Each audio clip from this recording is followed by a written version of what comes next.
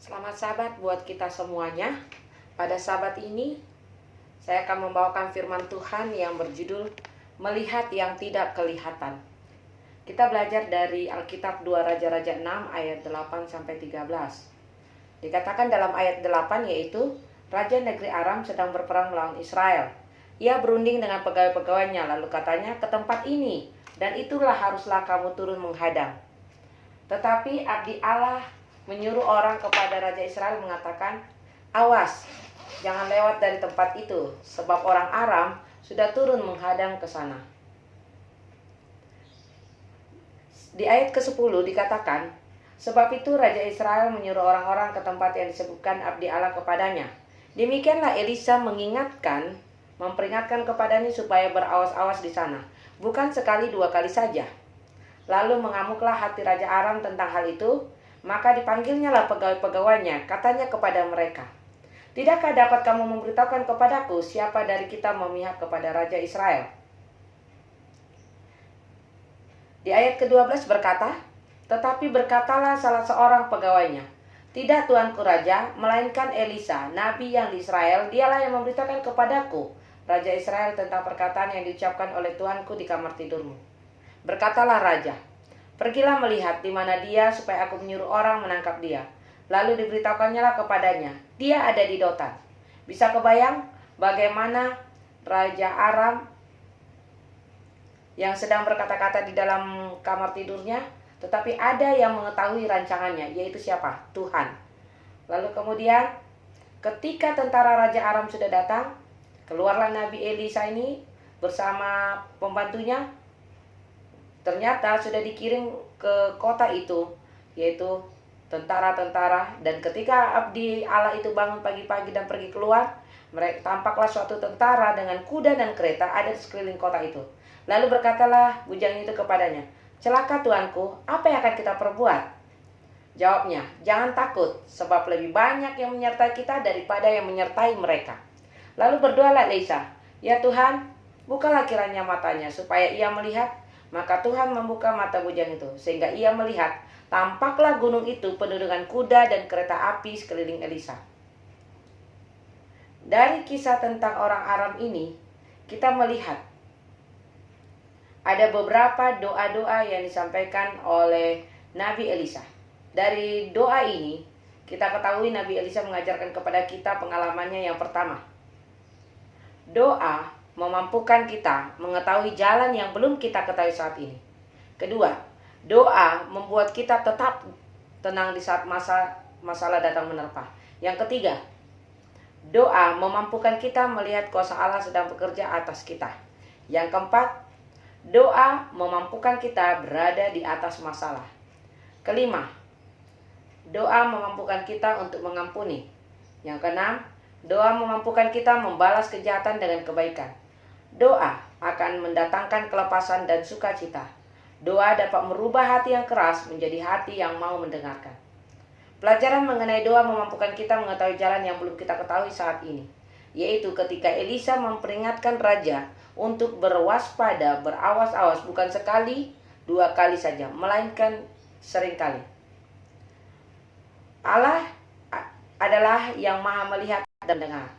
Dari mana Elisa dapat mengetahui apa yang diucapkan oleh Raja Benghadad itu? Dari Tuhan sendiri, yaitu melalui perkataan yang diucapkan oleh Tuanku di kamar tidurmu. Artinya, Tuhan menunjukkan kepada Nabi Elisa dan menyampaikan kepada Elisa tentang rancangan Raja Aram. Kemudian kita lihat di kisah pada zaman Israel. Tuhan juga adalah Allah yang melihat dan mendengarkan keluh kesah. Aku telah memperhatikan dengan sungguh kesusahan umatku di tanah Mesir, dan aku telah mendengar seruan mereka yang disebabkan oleh pengarah-pengarah mereka. Ya, aku mengetahui penderitaan mereka. Dalam Keluaran 3 ayat 7 dikatakan, Tuhan mendengarkan umat-umat Tuhan yang berseru kepadanya, yang merasa kesusahan. Kita lihat kisah Hana, dia juga datang kepada Tuhan, dia menceritakan tentang kehidupannya, bahwa dia tidak memiliki anak, dan dia meminta kepada Allah. Dan Allah mendengar dan menjawab setiap doanya, yaitu memberikan anak yang diberi nama Samuel, artinya Allah mendengar. Bagaimana kita tahu itu adalah jalan Allah? Di dalam 2 Timotius 3 ayat 16 dikatakan, Segala tulisan yang diilhamkan oleh Allah memang bermanfaat untuk mengajar, untuk menyatakan kesalahan, untuk memperbaiki kelakuan, dan untuk mendidik orang dalam kebenaran. Doa bisa membuat kita tetap tenang di saat kesusahan menerpa. Doa juga membuat kita menjadi kuat karena Tuhan berkata kepada kita, jangan takut, tenanglah. Jadi kita diajarkan kepada kita jangan takut apapun masalah yang sedang kita hadapi. Karena kita katanya lebih berharga daripada banyak burung pipit di udara. Lalu doa juga memampukan kita untuk melihat kuasa Allah sedang bekerja atas kita. Doa juga memampukan kita untuk melihat dengan mata iman kita. Ketika Bileam hendak pergi menjumpai Raja Balak, dia tidak melihat bahwa malaikat Tuhan sudah memegang pedang. Tetapi ketika Tuhan menyingkapkan mata Bileam, dia melihat bahwa Tuhan sedang menghadang dia untuk tidak bertemu dengan Bileam dengan mencari keuntungan. Lalu kemudian doa memampukan kita berada di atas masalah kita. Segala perkara dapat kutanggung di dalam Dia yang memberikan kekuatan kepadaku. Lalu dikatakan juga, ada sebuah kisah, ada seorang tukang kayu, ketika dia bekerja, tiba-tiba arlojinya jatuh, lalu dia cari, tidak menemukan, ditumpukan serbuk yang tinggi itu, dia memanggil teman-temannya untuk menolongnya, mencarinya, tetapi tidak ditemukan juga. Pada saat itu ada seorang anak, bisa menemukan arloji kesayangan daripada tukang kayu itu. Lalu dia memberikan, setelah menemukan arloji kesayangan si tukang kayu, dia berikan kepada si tukang kayu itu. Dan si tukang kayu apa yang dia rasakan? Sangat bahagia. Karena dia menerima dan sudah ditemukan arloji kesayangan. Tapi si tukang kayu itu bertanya, bagaimana cara engkau menemukan arloji itu?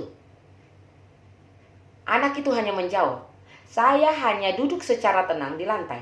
Dalam keheningan saya bisa mendengar tik-tak, tik-tak, suara arloji yang berada di tumpukan kayu tersebut, serbuk kayu itu.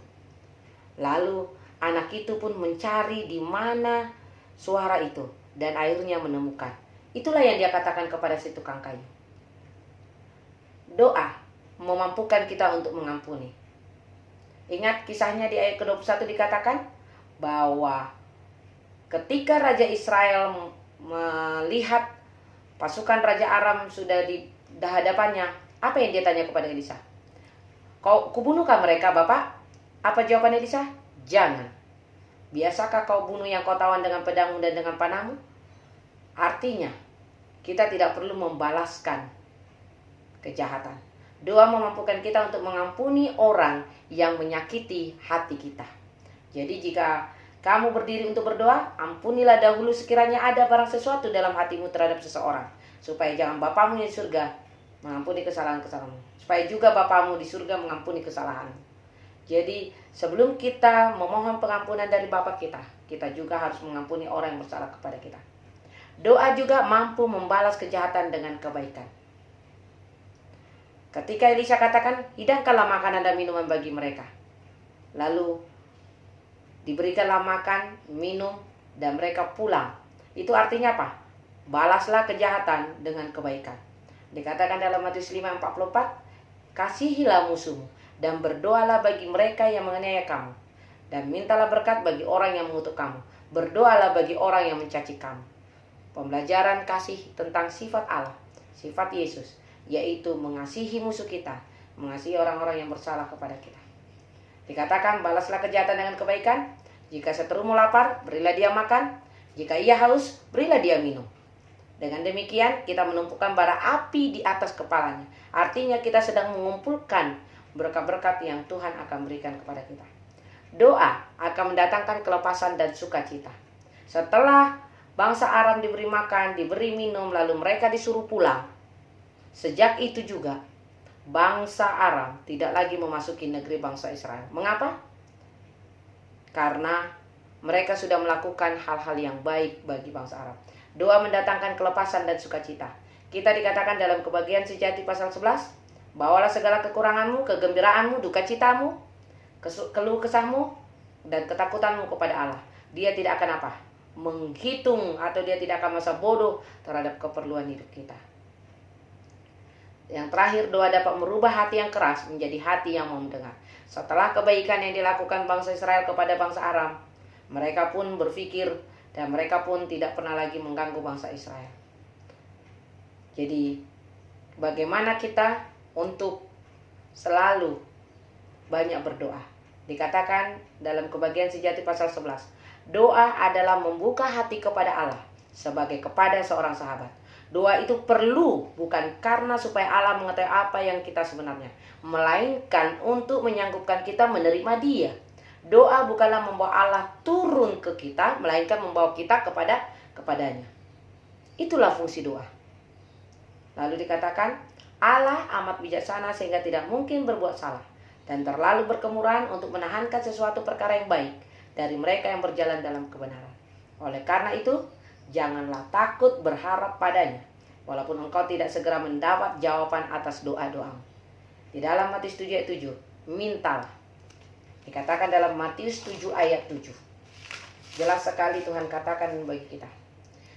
Mintalah, maka akan diberikan kepadamu. Carilah, maka kamu akan mendapat. Ketoklah, maka pintu akan dibukakan bagimu. Lalu kemudian, sebab beginilah firman Tuhan Allah yang Maha Kudus Allah Israel, dengan bertobat dan tinggal diam, kamu akan diselamatkan. Dalam tinggal tenang dan percaya terletak kekuatanmu.